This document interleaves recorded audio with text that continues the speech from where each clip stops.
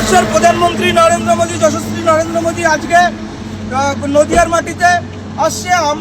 আমরা পশ্চিমবাংলাবাসী হিসাবে, ভারতীয় জনতা পার্টি কার্যকর্তা হিসাবে আমরা গর্বিত।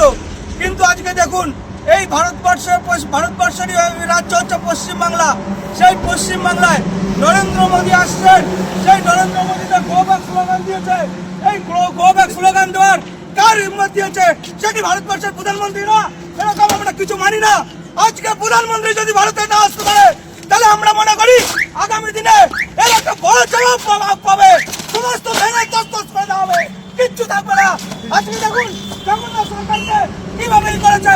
ভারতবর্ষের প্রধানমন্ত্রী ভারতের সমস্ত জায়গায় যাবে, এটা পাকিস্তান নয়। আমি বারবার সুশিয়ার করে দিতে চাই, এক চাকদার মাটিতে চাকদার মানুষকে ভেঙে তছনছ করে দেবে যদি মনে করে পশ্চিম বাংলাকে পশ্চিম বাংলাদেশ অথবা পাকিস্তান করবে। ভয়ঙ্কর পরিস্থিতি হবে। হ্যাঁ, ভারতবর্ষের প্রধানমন্ত্রী ভারতের সমস্ত জায়গায় যাবে, গো ব্যাক স্লোগান কেন? কে সাহস দিয়েছে? কার অধিকার আছে? আগামী দিনের ভয়ঙ্কর জবাব দেওয়া। এটা পাকিস্তান নয়, এটা বাংলাদেশ নয়, এটা ভারতবর্ষ। মনে রাখতে হবে। গো ব্যাক স্লোগান দিয়েছে মোদীকে। কেন দিয়েছে? আমি এই এখানকারই নদিয়ারই ছেলে। আমার নাম বিশ্বজিৎ বিশ্বাস। হ্যাঁ, আমি ভারতীয় জনতা পার্টি বিস্তারক প্রদেশ ইনচার্জ এবং বুথ সচিব জোন ইনচার্জ। শীতের মরশুম কিংবা গরমের ছুটি, কলকাতার কাছাকাছি সমুদ্র বলতে একটাই জায়গার নাম মনে আসে, সেটা হলো দীঘা। এবার ভাবছেন সেখানে গিয়ে থাকবেন কোথায়? তাহলে চিন্তা না করে চোখ বন্ধ করে চলে আসুন ওল্ড দীঘায়। থানার কাছেই রয়েছে হোটেল প্রিয়ান্স।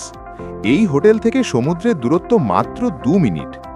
এখানে মাত্র 600 টাকা থেকে শুরু 3000 টাকা পর্যন্ত রয়েছে লাক্সারি রুম এবং লাক্সারি খাওয়া দাওয়ার, সাথে রয়েছে ফ্রি ওয়াইফাই। তাহলে আর ভাবনা চিন্তা না করে আজই চলে আসুন হোটেল প্রিয়ান্সে। এছাড়া এই ভিডিওটি নিজের ফেসবুকে শেয়ার করে RNTV বাংলার নাম বললেই পেয়ে যাবেন 10% ডিসকাউন্ট।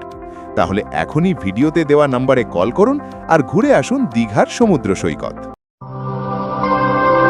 বাংলার সঠিক খবর সঠিক সময় জানতে ফলো রাখুন RNTV বাংলা।